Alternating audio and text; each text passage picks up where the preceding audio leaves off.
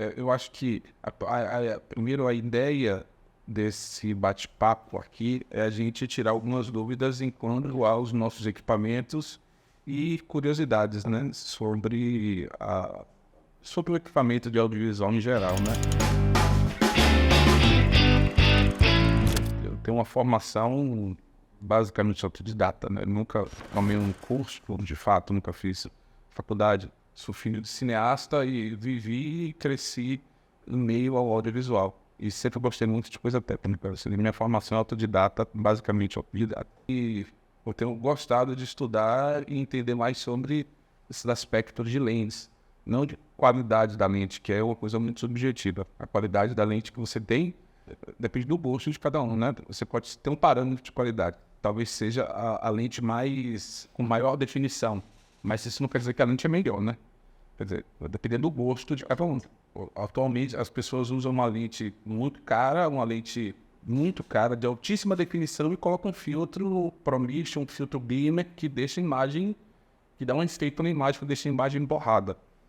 Os produtores audiovisuais, videomakers e tal, os diretores de fotografia, tendem a usar lentes mais antigas, porque elas têm um look diferente. Isso não é qualidade, isso é efeito. Ou seja, são duas coisas completamente diferentes, né? E aí, sobre custo, é muito difícil de falar. Posso falar o que eu gosto mais e o que eu não gosto mais. Mas falando sobre técnica prática, né? É importante te dizer, e o que para mim chama muita atenção é mostrar basicamente a diferença de uma lente cinema, né? Quer dizer, uma lente prime feita e construída num formato para cinema, formato cinematográfico, e a diferença de uma lente fotográfica, né? Uma lente que foi feita, construída e pensada para uma câmera fotográfica.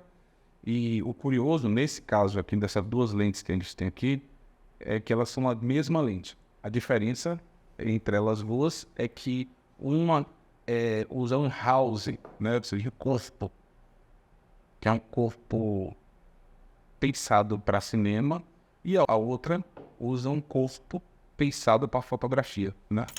Primeiro, a gente tem que entender qual é o conceito da fotografia e qual é o conceito do cinema, né? A fotografia, de uma maneira geral, é um hobby ou é uma profissão basicamente de um homem só, né? O fotógrafo, o estilo, ele é o homem e a sua câmera, né? Ele é o fotógrafo, pode ter eventualmente um assistente, um outro assistente, mas é ele basicamente sozinho que opera a câmera dele. Um fotógrafo não necessariamente é isso, é ele sozinho opera a câmera dele. Você pode ter um assistente de iluminação que vai posicionar um flash ou alguma luz para que isso melhore a foto dele, mas um fotógrafo, ele opera a câmera dele, ele opera o instrumento dele, ou seja, tem que ser um objeto de fácil manuseio para que ele, com duas mãos e um olho, consiga operar todo aquele instrumento, né? No caso da câmera fotográfica. No cinema já não é assim. Um fotógrafo no cinema, ele precisa de assistentes e pessoas que auxiliem para operar aquele equipamento, né? No caso do cinema, por exemplo, na maioria das vezes o fotógrafo é operador de câmera, mas ele precisa de um primeiro e um segundo assistente para aquela câmera ser operada, ou para aquela câmera ser operada de maneira satisfatória, né? Por exemplo, o primeiro assistente no set de filmagem de cinema, falando de cinema profissional, o primeiro assistente é responsável pela montagem da câmera, que tem muito mais periférico do que uma câmera fotográfica, sabe? E também ele é responsável por fazer o foco da câmera, né? Partindo desse princípio, que são duas coisas diferentes, o foco da câmera de um operador de câmera de cinema é uma linguagem. Ou seja, entrar em foco e sair em foco, isso numa imagem em movimento vira uma linguagem. Eu posso ter um plano desfocado e a pessoa chegar, né? A câmera está parada, desfocada, e a pessoa chegar no foco. Isso é uma linguagem, isso passa um tipo de drama, né? Na fotografia, não. Se eu bater uma foto fora de foco, ela vai ser fora de foco. Pode até ser uma linguagem, mas eu não vou estar mostrando, né, o que eu quero mostrar, ou enfim. Geralmente, quando você bate uma foto fora de foco, com um objeto que você quer mostrar, uma lente, uma pessoa fora de foco, essa foto é descartada. No audiovisual, necessariamente, não é, né? Você pode gravar uma cena toda fora de foco porque você quer esconder quem é o assassino ou quem é o amor da pessoa que está ali. Por isso que existem diferenças muito marcantes entre a fotografia e o cinema. Mas também agora, atualmente, né, essas coisas estão se fundindo, né? Ou seja, uma câmera fotográfica, por exemplo, essa câmera que está filmando a gente hoje, é uma câmera fotográfica que rodou o filme que você assistiu em casa agora de Hollywood, né? E ela também é uma câmera fotográfica, ou seja, isso está ficando mais sensível. E o que acontece com isso? Tem a possibilidade de você usar uma lente fotográfica numa câmera que você vai filmar, né? Mas ela tem algumas limitações em relação à câmera de cinema. Eu estou falando isso num set de cinema, né? Certo.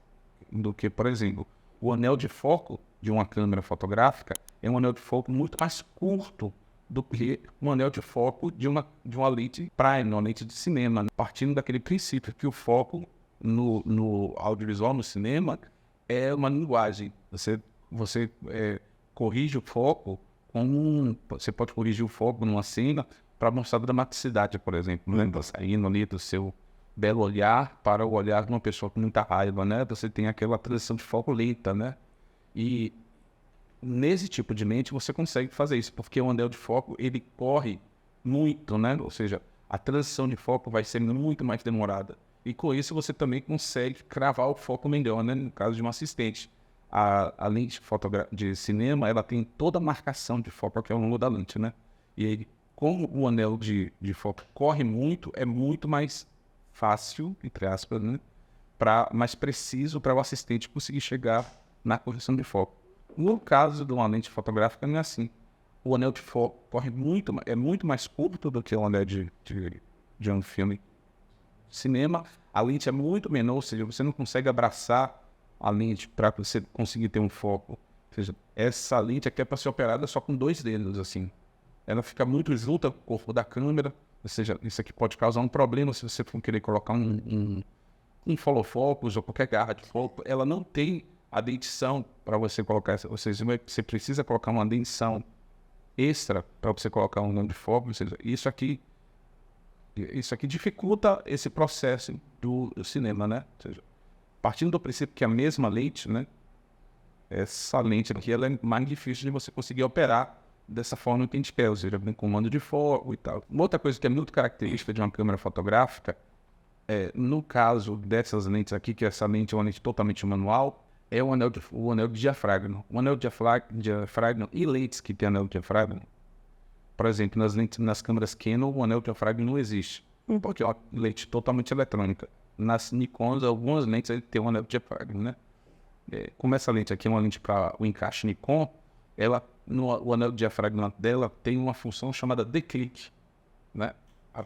À medida que você vai mexendo no diafragma, você vai escutando o declique da câmera. Esse declique aqui é para o fotógrafo identificar qual é o diafragma que ele está usando, né? Partindo do princípio que essa lente é 1.4, tá aqui. Eu sei que quando ela der um declique, que ela vai fazer um... Você vai saber que a câmera já vai estar em 2. Ou seja, ele não precisa tirar a câmera do olho para saber que a diafragma está, né? Ela vai estar aqui, ó. Só que isso aqui faz um barulho, né? E no cinema você não pode fazer barulho. Quer dizer, a câmera não pode fazer barulho. Se isso aqui, se eu estiver gravando no meio da cena e quiser mudar o diafragma aqui, isso aqui vai aparecer no som da câmera, né? No som. O técnico de som vai ter um filho na hora, vai botar um ovo. Porque é muito estressante isso, né? Para o técnico de som. E uma lente de cinema não tem esse declique. O diafragma ele corre solto, porque o operador de câmera, o fotógrafo, não precisa saber qual é o diafragma que está no meio da cena, né? Quem tem que saber é o assistente de câmera, que é o que é responsável pela operação dessa lente. Outra característica também importante é que as lentes de cinema, de uma maneira geral, ainda usam um encaixe de lente, que é um encaixe chamado PL, que é um encaixe que foi construído pela Arriflex, que é um fabricante de câmera, que usa esse encaixe, que é um encaixe de travamento da lente, né? Essa lente aqui, por exemplo, ela não tem nenhum contato eletrônico com a câmera. Você vai enfiar isso aqui em qualquer câmera, a câmera não vai saber que está com a lente, porque ela não existe nenhum tipo de contato eletrônico. Já, por exemplo, essa lente aqui, ó, que é uma lente manual, mas ela tem um contato eletrônico, porque esse contato eletrônico que vai mandar para a câmera em qual diafragma está. Ou seja, no visor da câmera vai aparecer qual diafragma está, porque ela tem um contato eletrônico. No caso dessa lente aqui, ela não tem motor de foco dentro dela, por isso que ela é pequenininha e compacta. Ela tem um buraco aqui, ela é bem compacta e pequena, porque O único contato eletrônico que ela tem é com o diafragma, né? Você vê, ela não tem um motor de foco dentro da lente, o que facilitaria, né, a construção dela, porque ela torna uma lente muito menor, mais leve e teoricamente mais barata. O que faz essa lente ser mais cara do que uma lente de 50mm de outra marca é a marca dela, né? Que essa aqui, no caso, é uma lente Zeiss, e aí você está pagando a marca, a construção, a qualidade ótica. A única diferença entre essas duas lentes é o corpo externo. Claro, e o diafragma. Esse diafragma 1.4, esse é 2.1, por uma questão de mercado, porque existe uma lente dessa aqui, que é chamada de high speed, que o diafragma é o mesmo desse diafragma daqui. Ou seja, é só por uma questão de mercado. Mas a lente é a mesma lente. Se você olhar aqui dentro dessa lente, você percebe que o corpo dessa lente aqui corre também. Ó, a mesma coisa do corpo dessa lente aqui, ó. Essa lente também corre. Se você olhar aqui, o tambor dessa lente, ela está aumentando aqui, ó.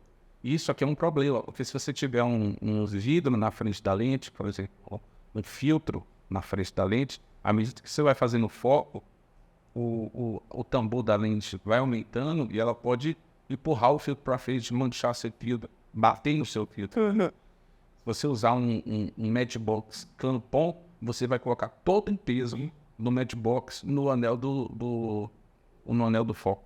E pode danificar o anel do foco, né? Porque o peso do matchbox vai estar no anel do foco. Diferente dessa lente aqui. Como ela tem um corpo externo maior, o tambor interno dela aumenta, mas não interfere no tambor de fora. Se eu colocar um matchbox clampon aqui, o peso não vai estar no anel do foco, vai estar no bocal da câmera, que é muito mais resistente do que o anel do foco, né? Ou seja, nesse caso, se você usar um matchbox aqui muito pesado, você vai quebrar o bocal da câmera, não o anel do foco, mas o bocal da câmera é muito mais difícil de quebrar. Principalmente porque esse bocal dessa câmera aqui é um bocal PL que ele encaixa de maneira muito mais firme e prende o corpo da câmera, né? Ou seja, você não tem essa folga, não vai dar folga nenhuma. No caso das câmeras fotográficas, o encaixe da câmera é muito mais sensível. Ó, se a gente olhar aqui na ranhura da câmera aqui, ó, é um encaixe muito pequeno e sensível.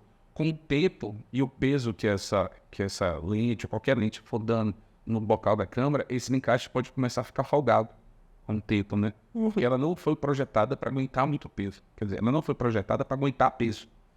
Nesse caso aqui de uma lente de cinema, numa lente prime, né?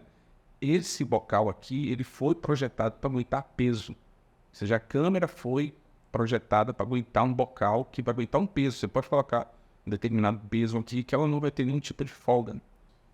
Mas a realidade nossa, a realidade do audiovisual baiano, do audiovisual brasileiro, é uma realidade de uma produção de baixo custo, né? E uma lente dessa daqui custa $3.000, uma lente dessa daqui custa $500.